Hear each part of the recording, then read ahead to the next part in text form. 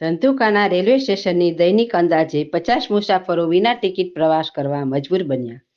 ધંધુકામાં railway સ્ટેશને એક જ ટિકિટ બારીને લીધે મુસાફરો ન છૂટકે ટિકિટ વિનાના જ રેલવેમાં બેસવા મજબૂર બન્યા છે. બ્રોડગેજ લાઇનની સુવિધા તો મળી, પણ એક જ ટિકિટ બારીને રોજિંદા આવતા અંદાજે 300થી વધુ લોકોને લાઇનમાં ઊભા રહેવું પડે છે. સવારમાં આવતી ટ્રેન 8 વાગ્યે ધંધુકાથી અમદાવાદ અને અમદાવાદથી ભાવનગર ટ્રેન આવતા પારાવાર મુશ્કેલીનો સામનો કરવો પડી રહ્યો છે.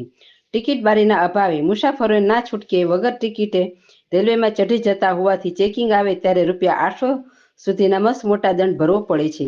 આમ રેલવે તંત્રના વાંકે ટિકિટ બારી ન હોવાથી મુસાફરોને શોષાવવું પડે છે. હાલ આ બંને ટ્રેનનો સમય એક સરખો હોવાથી લોકો પારાવાર મુશ્કેલીનો સામનો કરી રહ્યા છે. રોજિંદા 50થી વધારે લોકો ટિકિટ ન મળતા હોવાની વાત પણ સામે આવી છે.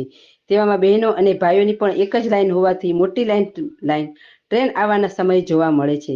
તો ટિકિટ આપનાર વ્યક્તિ પણ અપંગ હોવાથી એક હાથે કામ કરતા સમય વધુ લાગે છે. ત્યારે લોકો બેથી વધારે ટિકિટ બારીની માંગ કરી રહ્યા છે. આ સાથે મુસાફરોએ સેલ્ફ ટિકિટ મશીન મૂકવાની સગવડતા ઊભી કરવાની માંગ કરી હતી.